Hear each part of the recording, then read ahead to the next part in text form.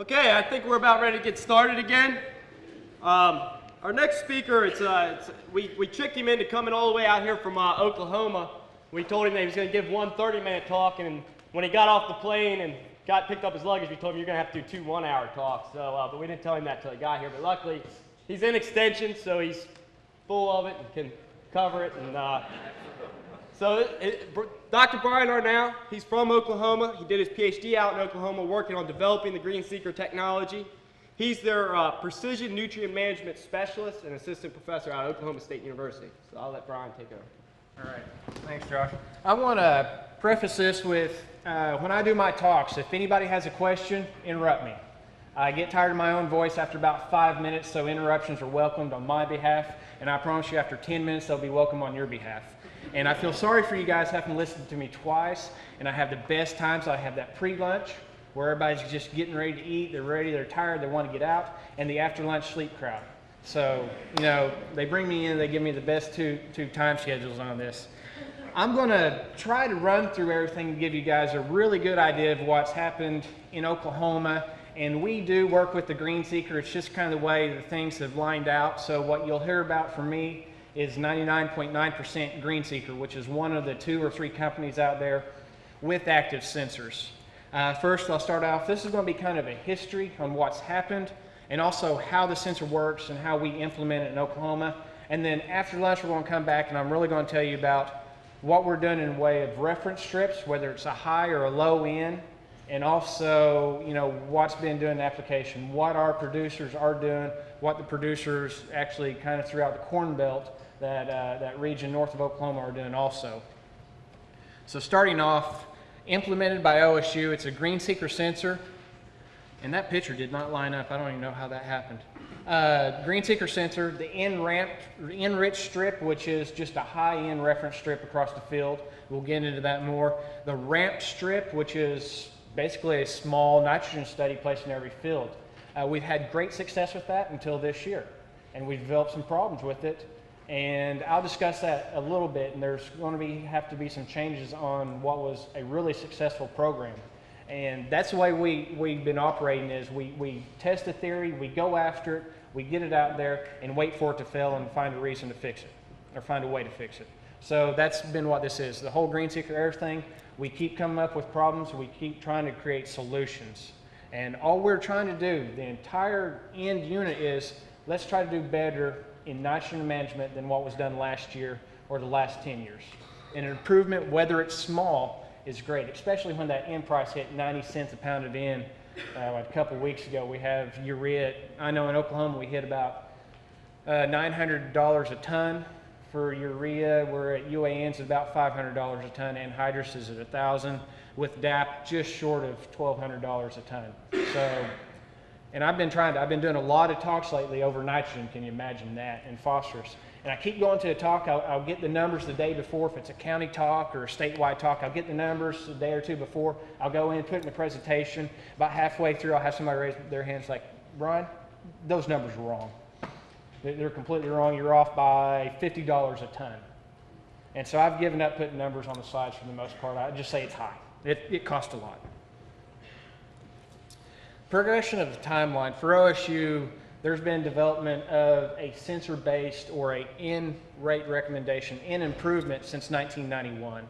And there's circles around dates, and it's really not important all the verbiage.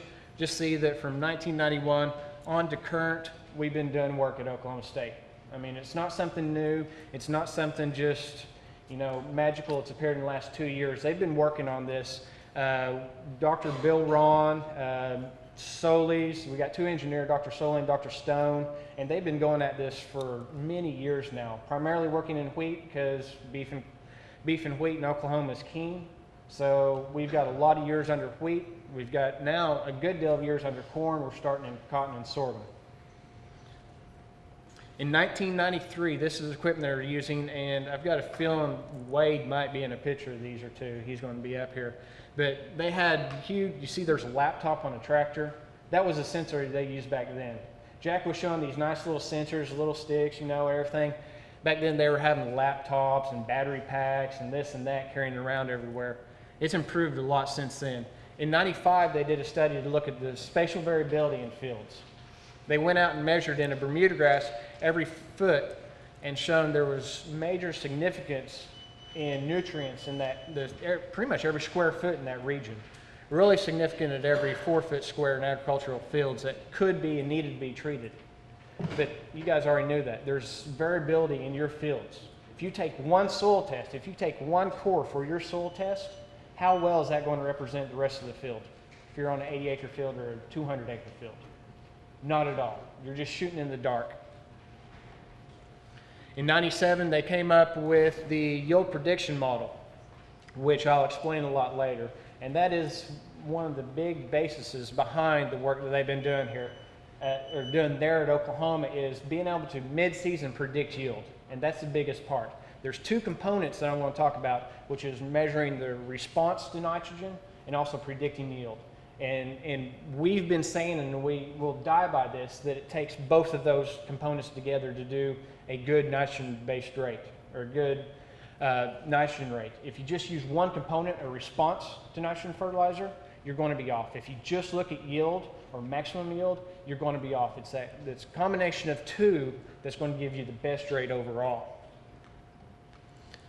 1998, those were the sensors in 1998. They were still passive. That means they used the light from the sun. That means that they had a small window to go out there and take sensor readings. That means that if there was a cloud cover, they were probably in trouble. These were actually taken in spring wheat down in Mexico. Kyle Freeman, he's now with Monsanto out of South Dakota, was taking those readings and building yield prediction curves for spring wheat. Sensors changed a lot since then. This is that response index, the response to fertilizer and nitrogen. That came about in 2000. Actually, my predecessor, Gordon Johnson, the nutrient management extension specialist, developed or came up with this, that we have to be able to go out there and say, okay, are we in a responsive year or a non-responsive year? Because there's some years that you get a big boost from nitrogen, some years that you don't. And there's a graph that kind of goes with that, but I'll get into more of that later. 2001, this is when they came up with the active sensors. They were really using the active sensors and put it on a Cherokee sprayer. This is some of the pictures that Jack was showing where there's actually a sensor every 2 feet on a 60-foot boom. That's an expensive rig, by the way. But they were going out there in large-scale fields and doing this and seeing huge benefits from treating spatial variability with the sensors. And this is in 2001. And I promise you, by now, our technology and our ability to predict yield and predict that nitrogen response and the nitrogen needs has improved greatly since 2001. This is a handheld unit. And luckily, Wade brought this for me. Since I flew here, I really didn't want to carry one of these. I had to take 3 of these in a trombone case to Denver, and that was brutal. So luckily, Wade drove this up, and I didn't have to carry this on a plane. So I promise you, you take this into the airport, they look at you funny. Try to go through customs. I've had to pay off more custom officers to get this into Mexico or Uzbekistan, where it was, and I care to mention. It's real simple. And the GreenSeeker, I'll turn it on, whether we have battery power or not, I don't know.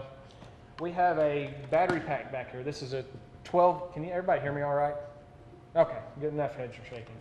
The rest of you are asleep, which is fine, I understand that. Battery pack, 12-volt battery pack. It's about the same as in any motorcycle or four-wheeler that's sold lately. It's actually a gel cell. Then you have a paint stick, real high-tech paint stick. And then the sensor, and this is where all the brains are at. There's a board in here, and it puts out red and infrared, near-infrared light, and it kind of pulses back and forth. It sends out one versus the other. And because of that pulsing and screening in here, it only sees what's reflected from its own emitted light. It blocks out all sunlight and all other light that's coming in, and it only sees what light it emits. And that allows this thing, any active sensor, whether it's Circle or GreenSeeker, to run day or night. So that's nice. I promise you, when in my early work, we had to sense tasseling corn. It was 108 degrees during the day. It was a lot better to sense at night than it was going out at noon when the corn's at 12 foot tall. And by the way, this has to be 3 foot above canopy. So you walk around, you extend that up, and you walk through the cornfield like this. So evening was great. But it also means if you're a crop consultant, if you're a producer, you aren't limited to a window. those passive sensors that have to use sunlight are limited to about a 4-hour window a day. And if there's cloud cover, kind of like aerial imagery, how often are planes limited to when they can fly and get your aerial imagery because of cloud cover, because of stormy weather? This can go out day or night and run. That's a great thing about the active sensors. The biggest part about them is handling temporal variability. And that's a big part of what we're trying to get at in Oklahoma, is handling the year-to-year variability that you're going to find in that yields. How many of you guys, raise your hands, how many producers here? How many has at least 10 acres of wheat or corn? Let's see a show of hands. Okay. Pick in your mind one of your fields. Over a 10-year period, does that field stay within 10 bushel every year of your average yield? I don't see a single hand coming up that says they do that. The sensors, the mid-season estimation, is trying to take care of that temporal variability. Are you having a good year or a bad year? It's taking in everything account since planting to top dress or side dress time. And that's a big thing. When you're putting your nitrogen in at pre-plant, you have no clue whether it's going to be bust or gain.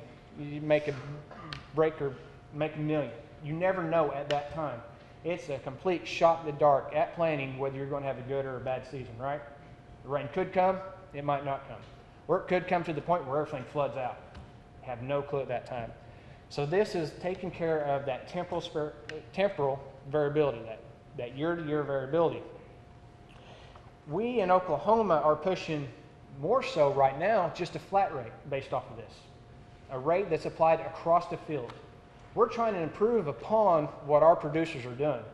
We just finally got them away about 5 or 6 years ago from all nitrogen for their winter wheat going down at the end of August at 120 pounds for the anhydrous at the end of August. And that's all the nitrogen they ever put down. Left it at that, 100 pounds, 150 pounds. We're now getting them to split application. So we have to look at our producers and say, okay, are they ready to go and treat every 2 by 2 foot in a field of winter wheat with a rig that costs a lot of money? No, they aren't even ready for kind of zone management. There's not a whole lot of zone management going on. So we're looking at a flat rate. We're trying to get a rate that best fits that field in that year, in that situation. That's going to be a huge improvement upon what they were doing 3 years ago, where it was 100 pounds because that's what Dad did. But with the sensors, the spatial variability can also easily be taken care of. Now here's what we're measuring. And I think I'm going to hit another slide. I'm going to go down one more. This is the slide I like. We're looking at the wavelengths here. That orangish, the red, this is winter wheat. That's a fertilized plot, 100 pounds of nitrogen applied pre-plant. The yellow is a 0. And this is actually probably coming off fields that haven't had fertilizer in 20 or 30 years. So that's a very good check. You see the difference in that red region, that below 700, the red, which is looking at red and infrared. The red is looking at a real good deal of photosynthetic potential. What that's saying is, how healthy is that plant? How much biomass is there? If there's a plant that has a lot of biomass, has a lot of leaf area, it wants red light. Red light's good. Red light makes energy.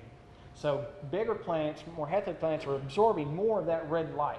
And you'll see this is reflectance. Those numbers there is how much is kicked up. So the yellow line, that's a little bit higher. Those check plants aren't as big, they don't have as much leaf area, so therefore they're reflecting more and they can't absorb all of that good light. They can't get all that good red light in there. And you see the same thing going on from that green range all the way to the red range, whether it's amber, whether it's green, it's the same thing. Plants want that range of light. They want to take that in. We get on the other end. That's the near infrared. You see that white arrow going up? Look, you have a shift. The healthy plant is actually higher in reflectance of near infrared than the check plant. Why is that? Near infrared wavelengths, high energy, cause heat in the plant. It increases the plant's heat, and they don't want that. A healthy plant does not want that added heat inside of it. So a healthy plant will actually kick out more of the near infrared than a check plant. Check plant, not as healthy, it ends up absorbing more of it. So it's a relationship of that photosynthetic potential with how healthy the plant is that gives us actually a very good estimate of yield. And I want to show you this. This is a slide that the engineers like to show. You can look at NDVI, that's the red and near infrared, and look to see what's correlated with. Well, it's correlated with anything that affects plant biomass. If it affects how much biomass is out there, it's going to be correlated with NDVI at least slightly. So any nutrient, any pest, any water condition can usually be taken right back to an NDVI reading or a green reading or an amber reading is going to correlate with this. What we're really shooting for is that biomass. We just want to know, okay, can we predict with this sensor, or can we see with this sensor how much biomass is out there? And what we do with that is look at days from planting to sensing. That's a really important thing. How long has that plant been in the ground and growing? Because we say if there's biomass in the days since it's been growing, we do a biomass produced per day. How much has that plant been growing every day? And that actually correlates out pretty well with final grain yield. If you look at that, if you can see how well that plant's been growing and how fast it's been growing, that correlates out with grain yield. And it makes sense, right? If a plant's going good and strong, it's got a lot of good early season growth, it's putting up a lot of green, you're probably going to have higher yields than that plant that's been suffering, just sitting back and not growing a whole lot, right? Does that make sense? I got one head nod, so that's doing pretty good. So this will correlate with everything, but we're looking at biomass. Already talked about this, but emits red and near infrared, outputs NDVI, it's a biomass and plant vigor, used day or night, not affected by clouds. Same thing, that twist is just showing that go back and forth between red and infrared. It's moving this way, and we can apply nitrogen. And here's my slide I like. Oh, it didn't go through there. Those nozzles are supposed to change. You're supposed to see the light, and you see nozzles shutting off and turning on, but it didn't work out well for me. Lights generated, lights detected, signal, and these sensors right here, put it this way, these sensors are smart. These sensor heads are very intelligent. They are made to do a lot of computing power, a whole lot of computing power. That's why the price tag is the way they are on them. They're probably about $4,000 a piece for a handheld unit. But OSU right now is working on a pocket sensor that should be out before too long. It's going to have much less computing power. It's going to send out one single number, no other numbers besides that, one number run on AA batteries and not much bigger than your cell phone. If they can be produced in high volume, the engineers are saying $100 a unit. If it's low volume production, $200 or $300 a unit. And that is going to be our producer-oriented product. That's going to go to the producer. It has no impact on the scientific realm of things because it's not really good enough for science. But it's perfect for the producer use. Can't be better. You can go out there, run across your stuff, and you have a number. It's also going to be sent big to the third world. Sub-Saharan Africa is going to get a lot of them once these are produced. A lot of those guys out there that can improve their nitrogen use efficiency or improve the use of nitrogen at all are going to get these little pocket sensors. Now to the two big components. Are there any questions yet? Yes? Does the sensor change when you get into different crops or weeds? What's that? No. Can the sensor give you a false reading if you went across velvet leaf or a different type of plant other than the crop? It cannot, well, you can find ways to see the difference between different crops or weeds, but all this sees is biomass and green. So if you have a field that's completely weed ridden, it's going to think you have one great crop out there because it sees a whole lot of green. And so it's actually up to the management. Only thing the sensor's seeing is, and I'll talk about the reference, you have to have some kind of reference out there. We use nitrogen. We're going after nitrogen, so we have a nitrogen-rich strip or a nitrogen-deficient strip, as Wade's going to talk about. You have to have a reference to one thing that you control that's the only difference between the entire field. So you could actually probably use this as weed control if you have a strip with herbicide and a strip without herbicide. You see the difference and you can get a rate. It's just you have control over one input, whether it's phosphorus, whether it's nitrogen, whether it's water, whether it's weeds. This is just looking at the difference of green. You determine what that difference is going to be because of. Does that kind of answer? Well, just a little bit there. Like say you had this set up and it was on a spray rate. Yeah. That's what we're basically looking at going into the future anyway. And you went across waterways.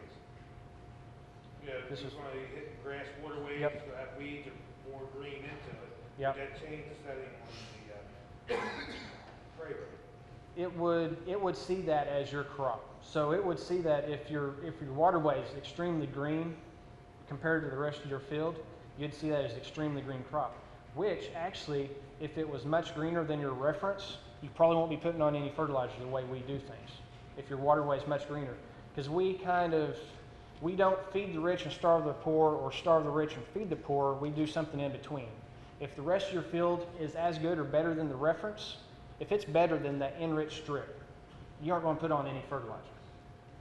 If it's just horrible and nothing but bare ground, you aren't going to put on any fertilizer. But that region in between is where you're adjusting the fertilizer rates. Higher and lower depending on the ability for that plant to come back and respond to nitrogen. So this won't tell you where a waterway is. If the waterway is slightly greener or a little bit less green than a reference, you're probably going to put on a lot of fertilizer on the waterway. Maybe there's ways around that with the engineers and some of that stuff, and I'm sure there is, but that's not mine. Yeah, turn it off. You have control of your sprayer. Yeah. Control the sprayer, you turn it off. I listened to an engineer talk the other day, and he was talking about the first variable rate rig he'd ever seen. And it was actually a herbicide application. The guy had 3-level controller on his boom, his sprayer. Heavy weeds, he'd turn it up. Low weeds, he'd turn it down. But that guy, before he came up with that, was slowing down or speeding up. Raven controller, if he had heavy weeds, he'd just slow down on the throttle a little bit, put a little bit higher rate out. When he went to low weed pressure, he kicked up the speed and put out less. So, it could just be the controller can handle those things. Any other questions before I go on? All right, so one of the two components, and this is going to be the response to fertilizer. This is Oklahoma, so we have our average yield of about 37, 40 bushel. This is north central Oklahoma in winter wheat. I know it's nothing like you guys can have, but we do have years out here where we hit 90 bushel this year, so we do have that potential. We've had over 90 bushel a couple years now. But look at that. The yellow is 0 nitrogen. The blue, 100 pounds nitrogen every year. These are the same plots established in 1971. So that check plot in 2007 has not had nitrogen since 1971, and maybe not prior to that. I don't know what was out there before that study was there, but it hasn't had nitrogen in over 30 years. The red stars, that check plot yielded as much or more than the 100-pound rate. Green stars, huge benefit from adding nitrogen. So if you were farming right next to this research trial, because we have farmers right next to it, and you came out and listened to me talk, and it was in, let's say, we'll use 06. 06 is fine, that's a good year. And I was showing you the results from 06, it's in 07. And I'm saying, okay, our 100-pound rate yielded about 3 bushel more than the check, more than that plot that hasn't received nitrogen over 30 years. And nitrogen, you bought your nitrogen for 70 cents a pound of in, and you put on 100. You going to be feeling pretty confident about the decision you made that year of putting on 100 pounds of nitrogen where it gained you 3 bushel? Probably not. But if you came in and I was talking in 04 and talking about the 03 season, you saw that 100 round rate gave you 40 bushel increase, you'd be skipping to the bank. I did it right. But how do you know going into the season what that's going to be? I promise you, going into 03, I had no clue that it was going to be that good. I was expecting 40, 50 bushel. We got on our combine and was blown away. We had to go slower than we ever had out there, and our bins were filling up quicker. Then you have years like 06. We were hoping for another 03. We were hoping for another 90 bushel a year. Look what we got. We got our state's average. We got that 40 bushel, but we had no response from nitrogen. These red bars below, that's a yield of the 100-pound divided by the yield of the check. It's responsiveness, an X increase. You have years where there is no red bar. You had 0 benefit from that nitrogen. 0.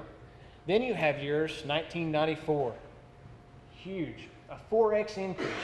4 times the amount of yield due to nitrogen because of that 100-pound rate. If you hadn't fertilized that year, you'd been making 10 bushel. But if you did fertilize, you were up to about 45 bushel. Big difference, right? Huge difference. We want to be able to capture that with this. We want to be able to go out mid-season and say, okay, are we responsive? Are we in 03 or are we in 06? What's it going to be like? Now, I'm going to dog on the yield goals a little bit, because it's actually across the nation we're trying to start getting away from yield goals.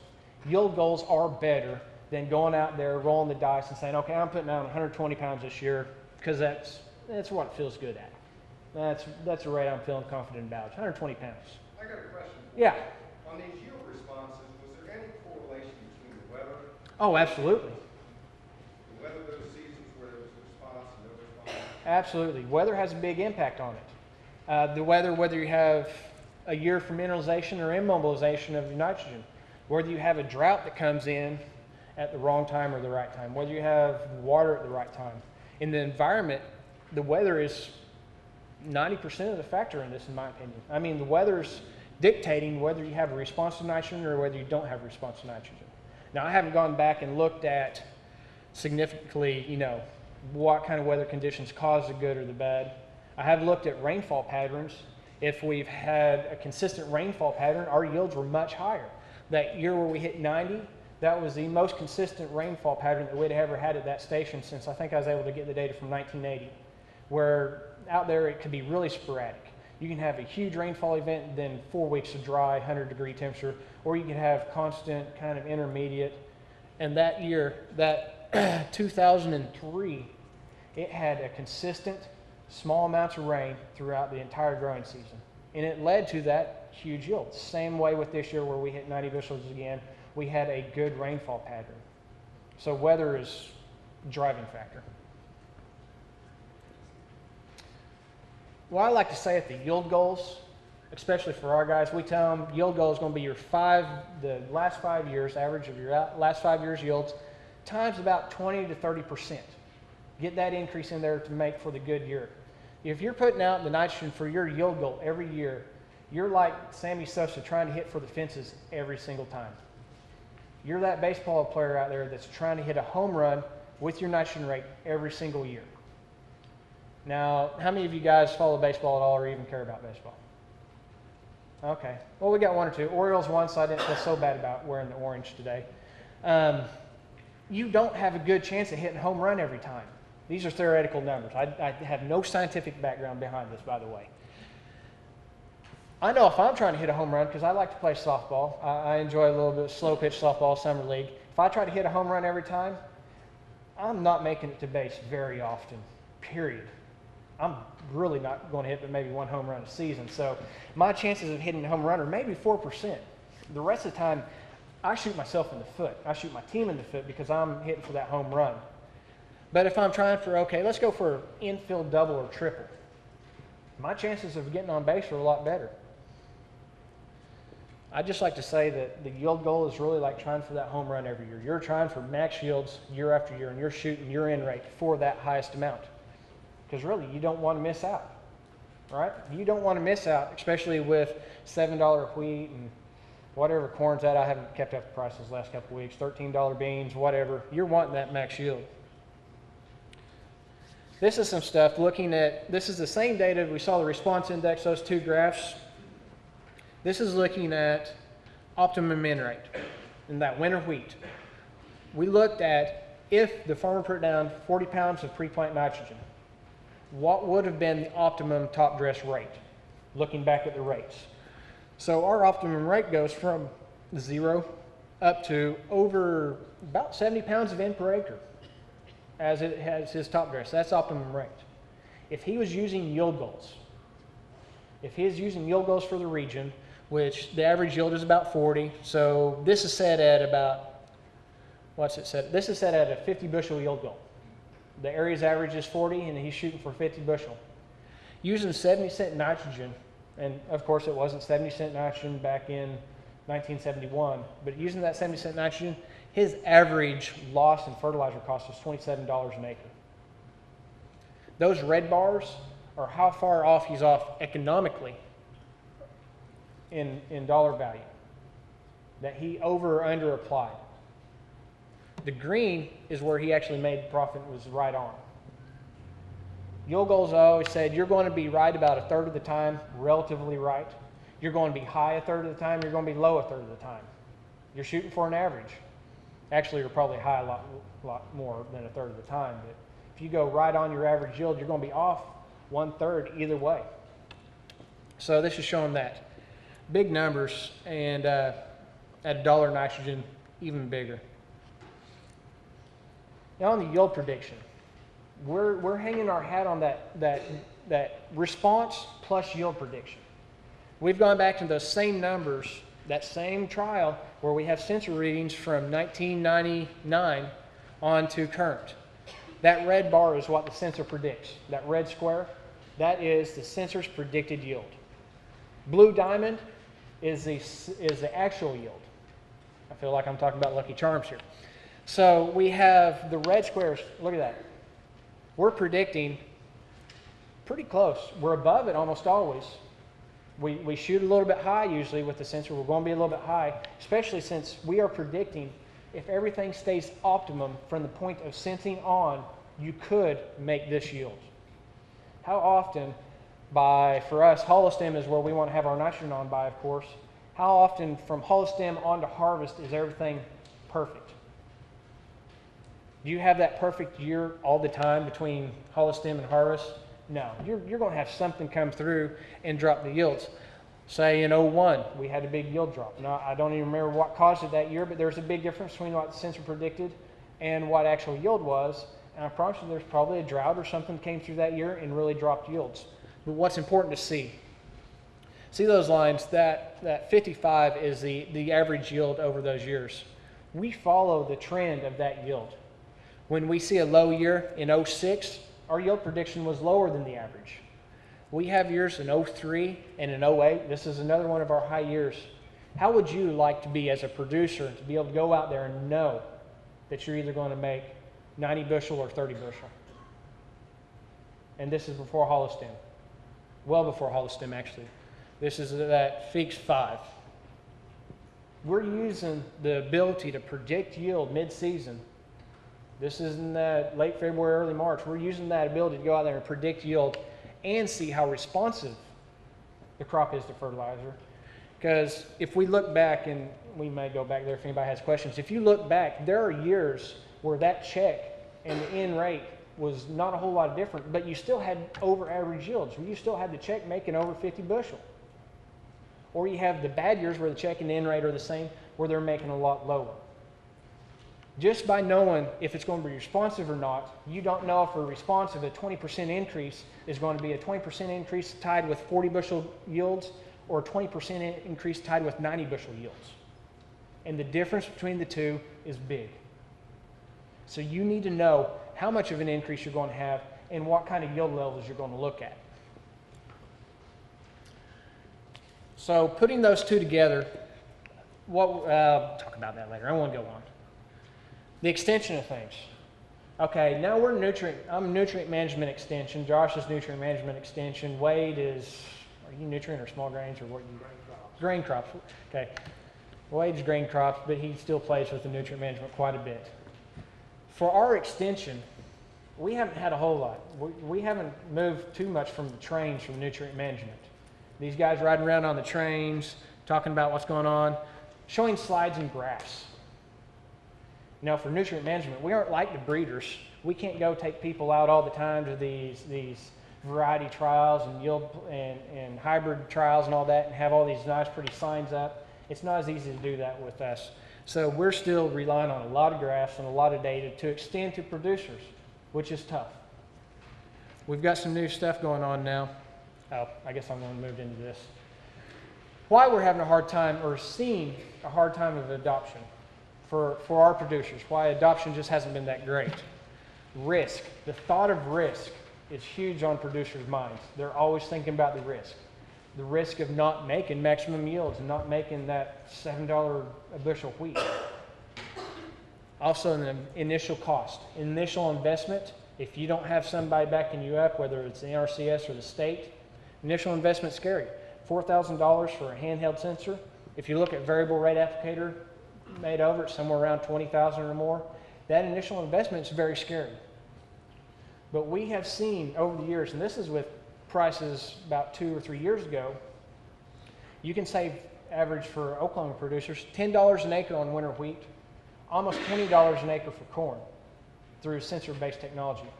So if we have, and that's through flat rate, that's not variable rate application, that's just changing your flat rate year to year. So if you're running 1,000 acres and this costs you $4,000, but you're making a $10 an acre profit of savings, how long does it take to pay that off? Not long at all. And I also want to say, when we look at an investment cost, how many of you go out and buy a new combine? Or how many of the producers go out and get a new combine? Some of the toys that they put on the new combine that are not used, the yield monitors that are not even viewed, the GPS units that aren't even looked at, they cost about the same or a little bit more than one of these units, and they aren't even utilized. I go out to producers all the time. I'm trying to do some trials that I need some yield monitors with GPS units. I've talked to a lot of producers. I go out, I try to get them to say, okay, can I work with you? Can I work with you? He's like, oh, absolutely. You know, I've got the yield monitor, I've got the GPS hooked up, I'm ready to go. And I've had it for 3 or 4 years, but you know what? I've never bought that card. That $10 SIM card, SD card, or whatever card, you can get between $10 and $50. They have all this equipment, but they don't have an investment that's even under $100 to utilize any of it. So sometimes we have a jump there.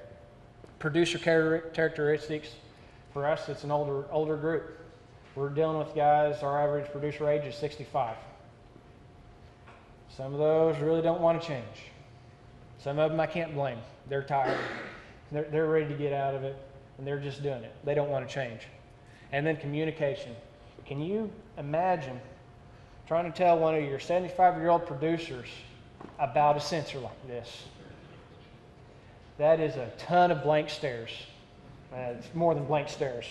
It's some 4-letter words every now and then. The risk, oh, my images here, I apologize, my images aren't good.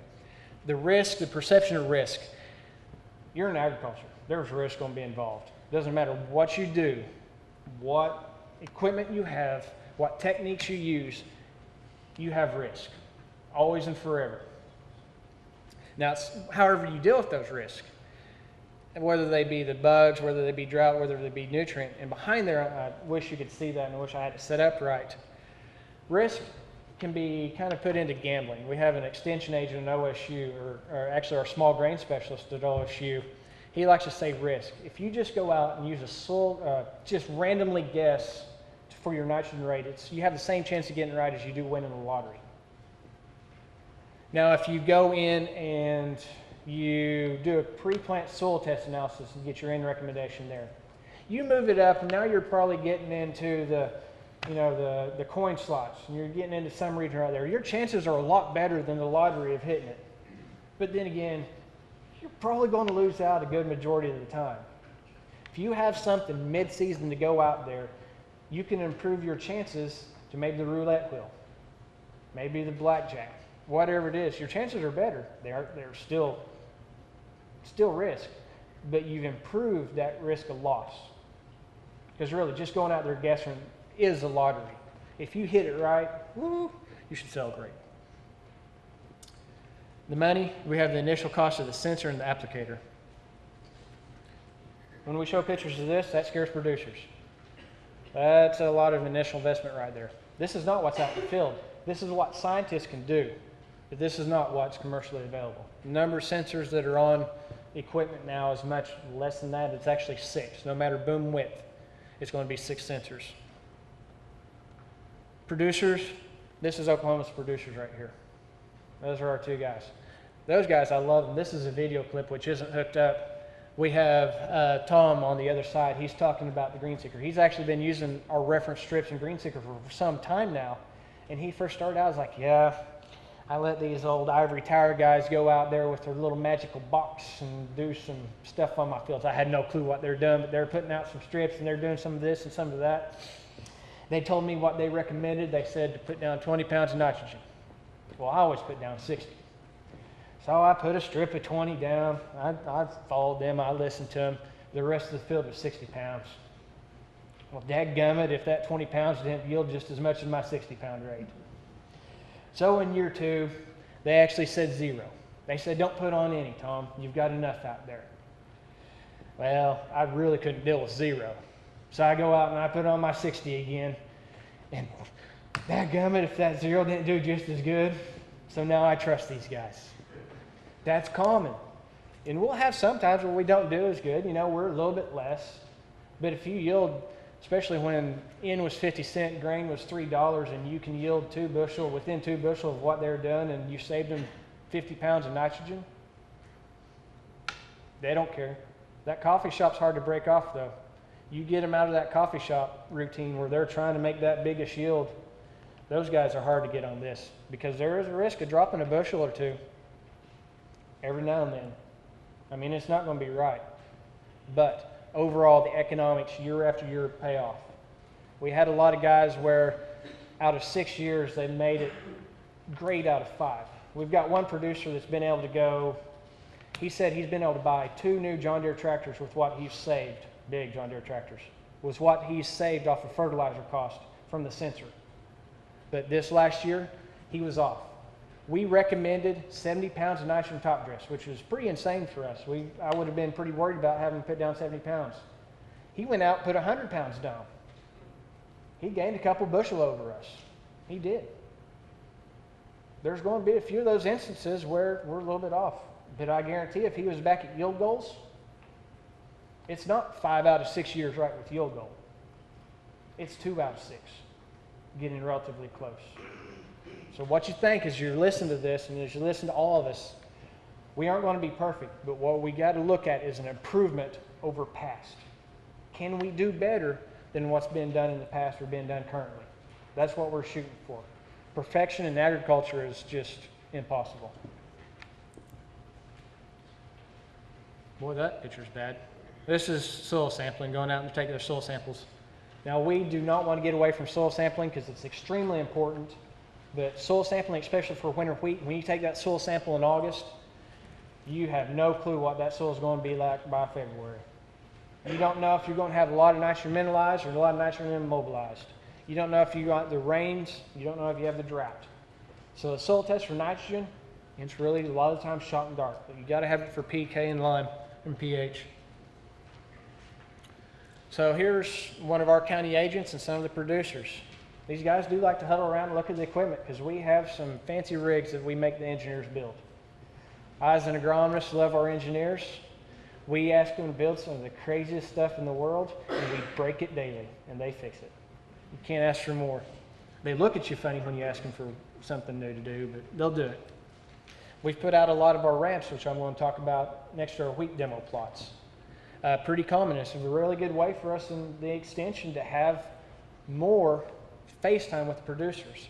This ramp is a small, like I said, small nitrogen test in a field. It goes from a high down to a low. That is like the breeder's variety trials.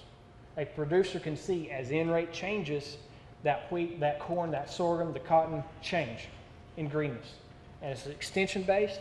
This is a great method. As a teaching method, it's awesome. We've just now for the first time found out in producers' fields we have some kinks in it. There are some kinks, and I'll talk about that later. This is a website. If you ever Google nitrogen use efficiency, you'll come across the Oklahoma State University website. Ton of information. You'll likely get lost in there. If you want to find some things and you can't find it, get a hold of me, and I'll be able to link it to you. Have every publication, everything we have ever done is based on this website. If it's been done in the department, it's on that website. So that's why there's so much. Josh, how am I doing on time? We've got about a couple minutes, 2-3 minutes for questions. Questions? And luckily for you guys, I'm back in another 30 or an hour or so. Yes? How user-friendly is this It- device? I mean, is this something where I'm going to hook up a computer, this and that, and kind of break the stuff down which one was the fairness at, or is it just going to be, here's what you got, this is the baseline, do all this? The question is, how user-friendly is this equipment? Can you walk us through exactly, say I've got 100 acres of wheat, what am I going to do? Absolutely. You got 1 minute. We got 1 minute. Okay, 100 acres of wheat. And I'll show you this stuff actually coming up. You'll see what's on there. You have to know how many days that wheat's been growing. If you're, let's go corn because that's easier. You need to know, going out in the field, how many days from planting to sensing you have. And then you go out in the field, you have a small iPack here, You turn on a switch, you turn on, go to a program. It's just like Windows. You go to Start Program, and the program's on. You go across, you sense a field, you walk, I say 100 paces down your reference strip, walk 100 paces back to your truck. You input two numbers, a number from your reference strip, number from your farmer practice or the rest of the field, and along with the days from planting to sensing, it tells you the nitrogen rate. So it spits out the rate. So you don't have to do calculations. So I say 5 to 7 minutes per field. Now on training, before you get a sensor, you should have a training session because there's a lot of things you can do with it besides that, but you should have a training session. But it's as easy, once you get in the field, it's as easy as that. You can be in and out in under 7 minutes. A lot of the guys put it on their trucks in winter wheat. They'll hang this out the window of the truck, they'll drive the reference strips, and they never have to get out of the truck unless the gate's locked. One more question. Another question? Quick question. Should you go about the field at several different spots to come up with some kind of an average? Absolutely. If I suggest doing it in management zones, having one reference strip for each management zone if you can handle your nitrogen that way. We deal with producers that don't even deal with management zones, so they want one rate. So we get a strip out in the most homogeneous place in the field, the best average of the field, and we have them sense a long distance of that, or long distance, 100 paces or more of that, where they get a good average number, 100 paces coming back. If they aren't going to apply for the soil variability, we aren't going to make them sense for that. If they have the techniques, we're going to have them do everything they can to take care of that spatial variability. If they're doing management zones, we have them put a reference strip in every management zone and get a different rate for that. And this is flat rate. And I can talk more about variable later. Yeah. When are you establishing your reference strip? For Nitrogen? For us, we're establishing pre-plant. Wade's actually going to talk about the difference for this region, and it's different. With this sensor technology, no matter what it is, every region is going to have their own spin on it. It's going to take differences. From one side of Oklahoma to the other, we go from 60 inches of rainfall to 10. They have to treat it differently. I mean, we go from pasture ground to highland corn, irrigated corn. Every region in Oklahoma has a little bit different take on this. And Wade's going to talk about timing for his reference strips. And also, I won't load away, they have to do a different kind of reference strip also because the soils and the rainfall. And just before, I have these and I'm willing to give them out. There are do's and don'ts of putting out reference strips, which we'll talk about the reference strips later. They're just little business cards. I've got enough of them for everybody. I don't know, maybe I'll put them on the table out front if you want one. This is for Oklahoma, but it's got a lot of the good basics that go along with utilizing reference strips no matter where you're at. So we'll have those on the table out front, and right now we'll break for lunch.